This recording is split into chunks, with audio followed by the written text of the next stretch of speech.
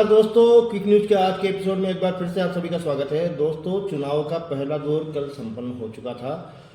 सभी अपने अपने कयास लगाने में लगे हैं। दोनों पार्टियों के समर्थक अपनी अपनी जीत के दावे कर रहे हैं और खैर ये तो भविष्य के गर्भ में छुपा हुआ है कि कौन जीतेगा या कौन हारेगा। लेकिन एक बात तय है कि इस बार मतदाता की खामोशी ने कई नेताओं की नींदें उड़ा दी है। नेता लोग, जो राजनीतिक दल के नेता हैं, वो अब ये सोचने में लग गए हैं कि ये इतना कम मतदान प्रतिशत क्यों रहा और इस मतदान प्रतिशत के पीछे क्या कारण है। तो कल के चुनाव तो दोस्तों क्विक न्यूज़ ने जो अपने दर्शकों की नब्ज टटोली, मतदाताओं की नब्ज टटोली, तो एक बात राय जाननी चाहिए मतदाताओं की। तो एक बात ये स्पष्ट से उभर कर सामने आई कि जनता अब झूठे वादों से ऊब चुकी है और जनता सीधे सीधे ये कहती है कि हमें धरातल पर काम चाहिए।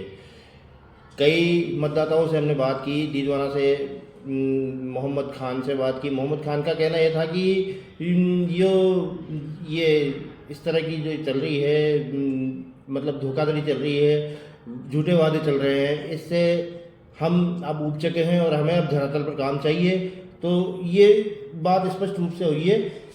एक बात और स्पष्ट हुई कि दोनों ही दल जो है वो वोटरों को बूथ तक लाने में असफल रहे, बूथ तक लेके आ नहीं पाए।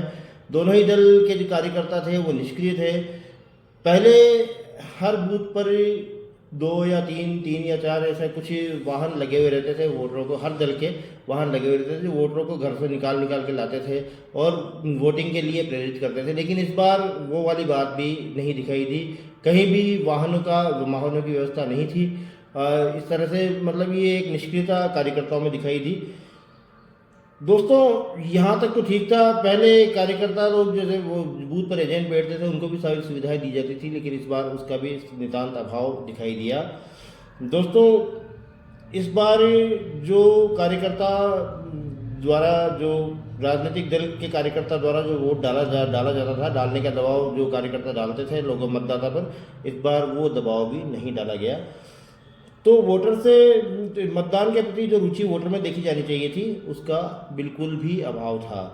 दोस्तों, दैनिक भास्कर कहता है, आपके स्क्रीन पर दैनिक भास्कर का ट्वीट जो है वो स्पष्ट दिखाई दे रहा है। दैनिक भास्कर के अनुसार एनडीए 40 से 45 सीट जीत सकता है, वहीं इंडिया 42 से 47 सीटों पर काबिज हो सकता है। वहीं पत्रकार श्याम मीरा सिंह का कहना है, एक और ट्विटर कहना है, उनका ट्विटर भी आप स्पष्टता देख सकते हैं अपनी स्क्रीन पर।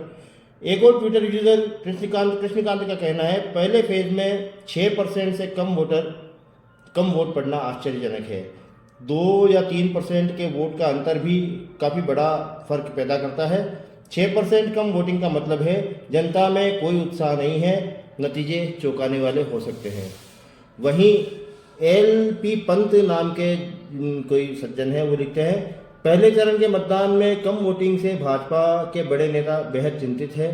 कोर ग्रुप को दिल्ली से निर्देश मिले हैं कि रणनीति पर फोकस करें और जमीनी सच्चाई को समझने की गलती दूसरे चरण के मतदान में नहीं होनी चाहिए। साथ ही पंत जी ने एक अपना चार्ट भी दिया है जो आपके स्क्रीन पर मौजूद है, उसमें कितने प्रतिशत कम वोटिंग हुई है उसके बारे में उन्होंने स्पष्ट रूप से बताया है।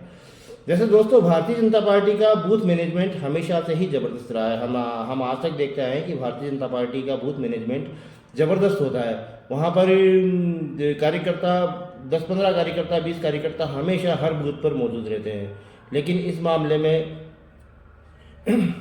जबरदस्त रहता है। और इस मामले में कांग्रेस और विपक्ष का कोई भी दल भारतीय जनता पार्टी के सामने कहीं भी नहीं ठहरता है। लेकिन कल के चुनाव में भाजपा बिल्कुल फिसड्डी निकली। इसका कारण या तो कार्यकर्ताओं का भाजपा के प्रति मोह भंग होना है, और या फिर जो उनके नेता लोग हैं उन पर मार्गदर्शन का बिल्कुल अभाव साफ कल दिखाई दिया है।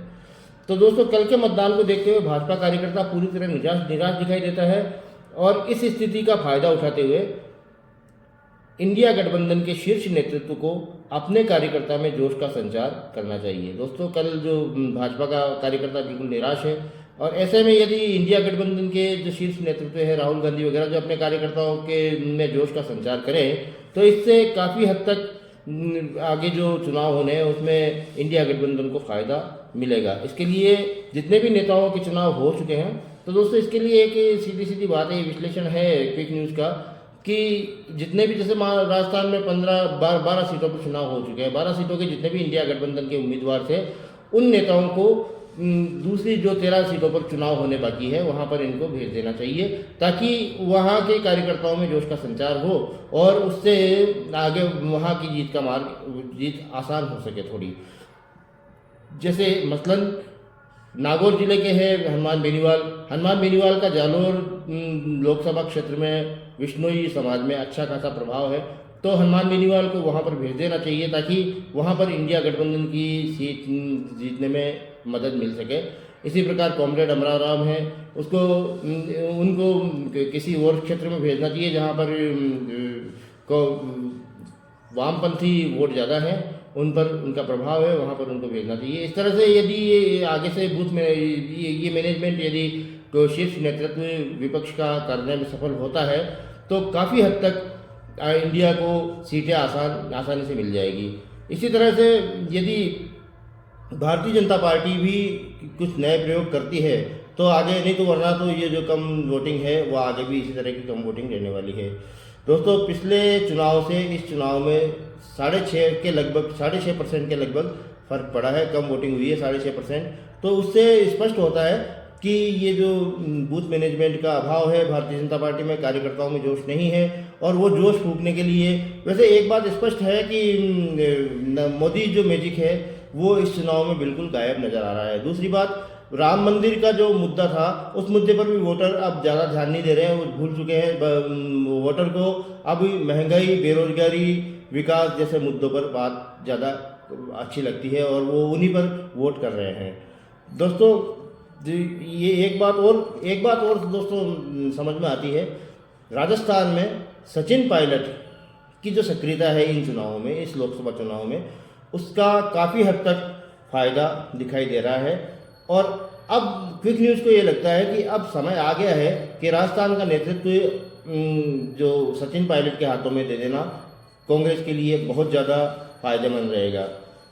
एक बात और दोस्तों, पूरे गोदी मीडिया पर अकेले ध्रुव राठी भारी पड़ते दिखाई देते हैं। गोदी मीडिया जो हमेशा असली खबरों को आम जनता तक पहुंचने नहीं देता है, उनको दिखाता नहीं है, उन खबरों को रवीश कुमार, अभिसार शर्मा, ध्रुव राठी, पुण्य प्रसून वाजपेयी, अजीत अंजुम, गिरिजेश वशिष्ठ जैसे लोग आम जनता तक पहुंचाने में काफ़ी हद तक सफल रहते हैं। दोस्तों, वैसे लगता नहीं है कि ये लोग किसी के प्रभाव में आएंगे। ये लोग सत्ता से सवाल करने वाले लोग हैं। ये पत्रकारिता, असली पत्रकारिता को आज तक जिंदा इन्हीं लोगों ने रखा है। दोस्तों, किसी भी, मुझे नहीं लगता कि जो ये मैंने नाम बताया, रवीश कुमार तो पत्रकारिता का सूरज है। रवीश कुमार, अभिसार शर्मा जैसे लोग किसी प्रभाव में आएंगे ऐसा लगता नहीं है। लेकिन फिर भी इंडिया गठबंधन को इन लोगों का समर्थन हासिल करना चाहिए, या समर्थन नहीं मिल पाए तो इनसे कोशिश करनी चाहिए ताकि इंडिया गठबंधन को एक सही मार्गदर्शन मिल सके और सही जोश मिल सके और कार्यकर्ताओं में भी जोश आ सके। तो दोस्तों, धन्यवाद। ये क्विक न्यूज़ का विश्लेषण था, कल के चुनाव का, पहले दौर के प्रथम फेज के चुनाव का विश्लेषण था। आगे भी चुनाव से संबंधित खबरें आपको हम दिखाते रहेंगे।